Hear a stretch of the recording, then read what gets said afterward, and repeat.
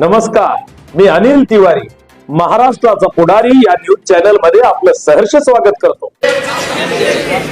जनतेचे मला सांगा, तुमचा पैसा तुम्ही आम्हाला मतं टाकून खासदार केलं, तुम्ही आम्हाला मतं टाकून आमदार केलं, मी केंद्रातलं सरकारसाठी मत केलं, तिथं सरकार बनलं, हितल्या आमदारांनी राज्यातल्या सरकारसाठी बहुमताच्या आधारे मत केलं, राज्यातलं सरकार बनलं, आणि हे सरकार तुमच्याकडनं गोळा केलेला पैसा तुमच्यासाठी खर्च करतंय, मग आम्ही फुकटचं भूषण हाणायचं काही कारण आहे का? अरे कर्तव्य आहे माझं, ते खासदार निधी असो कुठलं का काम असं ना, ते करणं माझं कर्तव्य आहे, जबाबदारी आहे, ती स्वीकारली मी आणि ती मी केलीच पाहिजे। आज एक चालू झालंय, सरकार आमचं आहे, विरोधी पक्षातले तुम्ही नाही देणार तुम्हाला निधी। अरे निधी काय तुमच्या बापाचा आहे का? आणि तुम्हाला आज सांगतो, लोकसंख्येच्या प्रमाणात डॉक्टर बाबासाहेब आंबेडकरांनी जे संविधान लिहिलंय, त्या संविधानामध्ये इतकी शक्ती आहे की उद्या नगरपालिकेत आता त्यांचं प्रशासक राज्य होतं, त्यांचे अधिकारी, त्यांची गुलामी करणारे, लाचारी करणारे अधिकारी त्या ठिकाणी प्रशासक म्हणून बसले होते, म्हणून तुमचं चाललं। पण उद्या जनतेतनं निवडून आलेला नगराध्यक्ष, जनतेतनं निवडून आलेले नगरसेवक जेव्हा तिथं बसतील तेव्हा कुणाचीही मुजोरी चालणार नाही। आणि बार्शी शहराच्या लोकसंख्येच्या प्रमाणात निधी हा सरकारला त्या ठिकाणी द्यावाच लागेल, कुणाचा बाप त्या ठिकाणी अडवू शकणार नाही।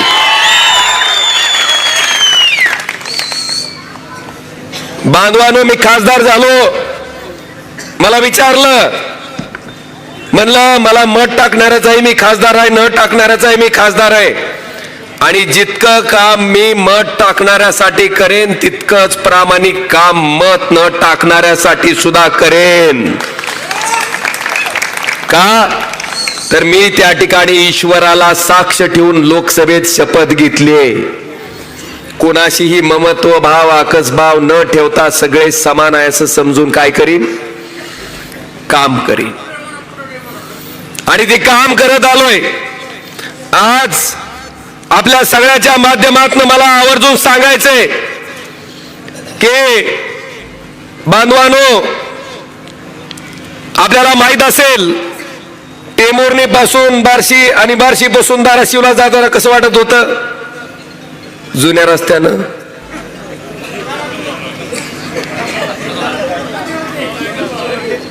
खड्यात आपटलं की पहिल्यांदा खासदार, त्याच्या घराण्याचा उद्धार, आणि पुन्हा आमदाराच्या, होता का नाही? आता कसं आहे, हाय ना व्यवस्थित? मला आपल्याला सांगायचं, मी विरोधी पक्षाचा खासदार असताना सुद्धा टेंभुर्णी ते लातूर या रस्त्याचं चौपदरीकरणाचा डीपीआर मंजूर झालाय, टेंडर फायनल झालंय, पुढच्या 2 वर्षात या रस्त्याचं चौपदरीकरण होईल, पूर्ण काम त्या ठिकाणी पूर्ण होईल, हे मला आपल्याला आवर्जून या सभेच्या निमित्तानं सांगायचं। फक्त तुम्ही त्या स्पीड ब्रेकरची मागणी करू नका। काय हाऊस आहे म्हणता साहेब? मी तर म्हणतोय वर्ल्ड रेकॉर्ड असेल, ती मुरणीहून निघाला बार्शी पोस्तोर युस्तोर फक्त स्पीड ब्रेकर मापायची। लय नाद आहे तुम्हाला गड्या स्पीड ब्रेकरचा।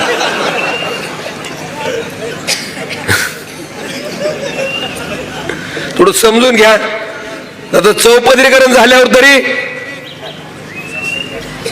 त्यावेळेस देता येत नाही बरं का, जपून।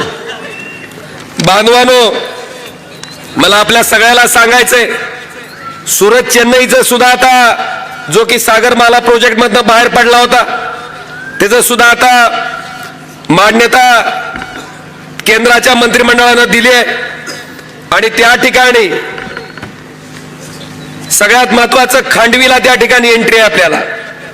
खांडवीपासून आपल्याला एक एंट्री पॉइंट त्या सुरत चेन्नईच्या ग्रीन हायवे साठी मिळणार आहे, ते सुद्धा काम लवकरात लवकर पूर्ण होईल। बरं, अजून एक मला सांगा, रेल्वे जी आहे, रेल्वे ती केंद्र सरकारकडे असते का राज्य सरकारकडे? जरा सांगावं या लोकांनी. साहेब, मी सोलापूर, तुळजापूर, धाराशिवचं रेल्वे मार्गाचं काम पाठपुरावा करून चालू केलं, तरी आमच्यातलं तिथला आमदार काय मला सोडतच नाही. त्याच्या जवळच एक पोत्याचं गटोडं जाय भरलेलं नारळानं, घेतय नारळ ते की हाणतय कुचा. काल तुळजापूरच्या लोकांना सुद्धा सांगितलं, जरा तुमच्या आमदार साहेबाला समजून सांगावं म्हणलं, ही लय ह्याचं भान गेल्यावर करायला म्हणजे सांगा. बांधवानो, पनवेल जी गाडी आपली त्या ठिकाणी चलते, त्या गाडीला बार्शीत हॉल त्या ठिकाणी आपण मंजूर करून घेतला, हे सुद्धा मला आवर्जून या सभेच्या माध्यमातून आपल्याला सांगावं लागेल. सगळ्यात गंभीर, जंगली रम्मी पे आओ ना यार. कसा होता दणका साहेब. शेकडो कुटुंब बेचिराग झाली या जंगली रम्मीच्या नादी लागून. मी एकमेव खासदार होतो की ज्यानं ह्या जंगली रम्मीचा विषय त्याच्यातली दहाकता एका जीसीबी चालकानं स्वतः आत्महत्या करून त्याच्या गरोदर पत्नीची हत्या करून विष देऊन हत्या केली, एका लहान लेकराची हत्या केली आणि स्वतः गळपस लावून आत्महत्या केली, फक्त जंगली रम्मीमध्ये पैसे हरल्यामुळं. ही वस्तुस्थिती मी अश्विनी वैष्णव जी मंत्री आहेत केंद्राचे, त्यांना लक्षात आणून दिली. लोकसभेत हा विषय मी मांडला आणि मी विरोधी पक्षाचा खासदार असताना सुद्धा केंद्र सरकारनं ऑनलाईन गेमिंग ऍपवर बंदी आणली.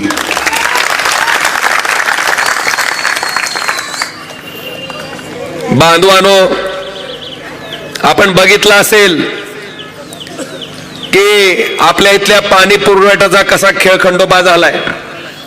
लोकांना निवडून आलेल्या लोकप्रतिनिधीची गरज काय असते, मला वाटतं मागच्या 4-5 वर्षाच्या प्रशासक राजीवरून तुम्हाला कळालं असेल की गल्लीतला नगरसेवक किती महत्वाचा असतो आणि जनतेतनं निवडून आलेला नगराध्यक्ष किती महत्वाचा असतो. हाय का नाही? हाय का नाही? म्हणून आता तुम्ही निश्चिंत राहा. मी एवढंच सांगतो की आदरणीय सोपल साहेबांच्या नेतृत्वाखाली कुठल्याही चुकीच्या पद्धतीचं काम त्या नगरपालिकेच्या माध्यमातून होणार नाही. तुमच्यासाठी आवश्यक असणारं, समाजासाठी हिताचं असणारं, समाजाच्या उपयोगाला पडणारं अशाच पद्धतीचं काम आदरणीय सोपल साहेबांच्या नेतृत्वाखाली त्या नगरपालिकेमध्ये त्या ठिकाणी आपल्याला बघायला मिळेल. आणि खऱ्या अर्थानं मला एक गोष्टीचं अजून आठवण करून द्यायची की लिंगायत समाजाची कित्येक वर्षाची एक मागणी होती, प्रमुख मागणी, की लिंगायत समाजाला धर्माचा दर्जा मिळावा म्हणून. साहेब, तो सुद्धा विषय लोकसभेत मांडणारा मी एकमेव खासदार आहे आपण निवडून दिलेला. हे सुद्धा मला आवर्जून या ठिकाणी या सभेच्या निमित्तानं सांगायचंय. अनेक विषय आहेत, असंख्य विषय आहेत. आता बांधवानो, खऱ्या अर्थानं प्रत्येक ह्याच्यात आपला सगळ्यांनी आता उद्याच्या 3 तारखेला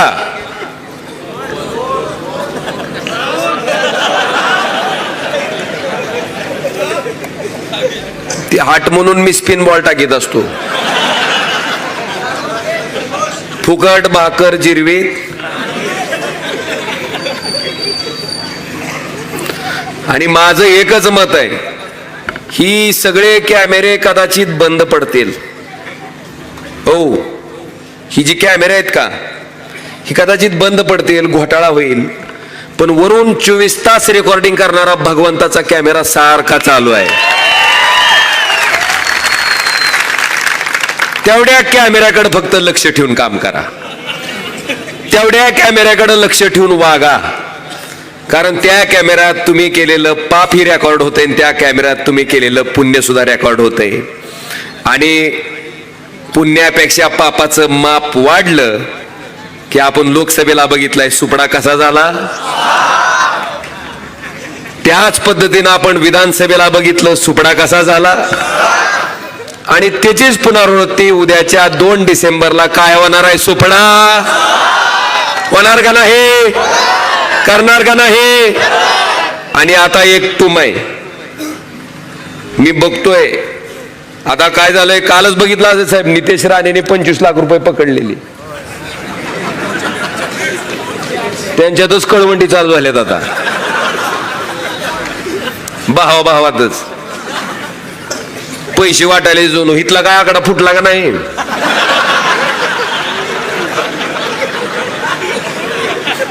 तुम्ही राव लोकसभेला नादच पुरा केलाय.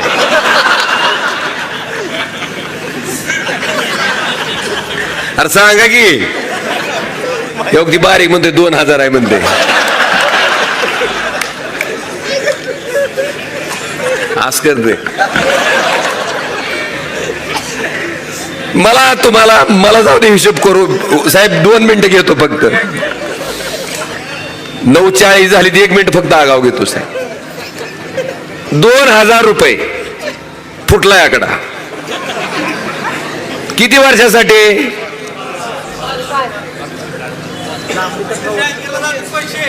5 वर्षासाठी. एका वर्षात किती दिवस आहेत? 5 वर्षाचे. गेलं गणित बोंबललं सगळं. हा बस नशीब. अरे मी आता मी हातानच करायला करून तुम्ही चुकीचं सांगायला मला बऱ्याचदा. 365 गुणुले 5 1825. 1825 दिवसासाठी किती हजार आहेत? 2000. तर एका दिवसाला किती? काय काय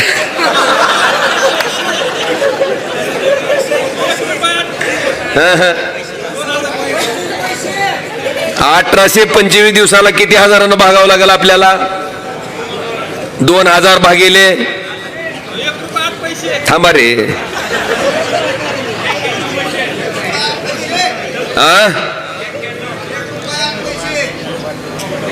1 रुपया दिवसाला. काय येत आहे माय सांग तरी. दिवसाला 1 रुपया 8 पैशासाठी मत ऐकायचं का? मी तर असं म्हणेन, पैशाचा नाद करून कोण आपलं मत विकत घेऊ पाहत असेल तर त्याचा मात जिरवायची सगळ्यात मोठं माध्यम कुठलं? प्रचंड पैसे घ्यायचे, असा पाडायचा की पैसे वाटायचे तलप तुटले पाहिजे. ठरलं का मग? उद्याच्या 2 तारखेला चिन्ह काय आपलं?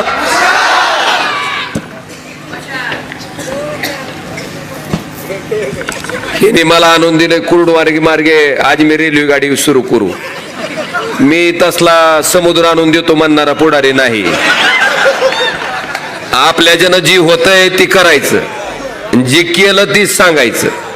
नाहीतर पुन्हा म्हणचाल ही बी तसल्याच लाईनीतलं आलं काय की.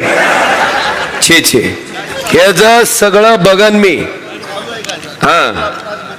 मी पूर्ण माहिती घेतो आणि जर चालू करता येणं शक्य असेल, हो का, मतदान आहे म्हणून उगाच काय बी मागायचं सांगायचं नाही. ही शक्य झालं तर 100% प्रामाणिकपणे प्रयत्न करून चालू करेन. पण आधी मला बघू द्या. असो, उद्याच्या 2 डिसेंबरला वर नगराध्यक्ष पदासाठी चिन्ह कोणचं आहे? खाली 2 चिन्ह कोणचे आहेत? तिन्हीच्या तिन्ही मशालीची बटन दाबून त्या ठिकाणी मशालीची हॅट्रिक 3 तारखेला करण्यासाठी आणि विजयोत्सव साजरा करण्यासाठी तयार राहा. धन्यवाद. जय हिंद, जय महाराष्ट्र. प्रत्येकाच्या मनामनातील, मातीच्या कणाकणातील आपल्या व आपल्या हक्काची ललकारी महाराष्ट्राचा पुढारी पाहण्यास विसरू नका.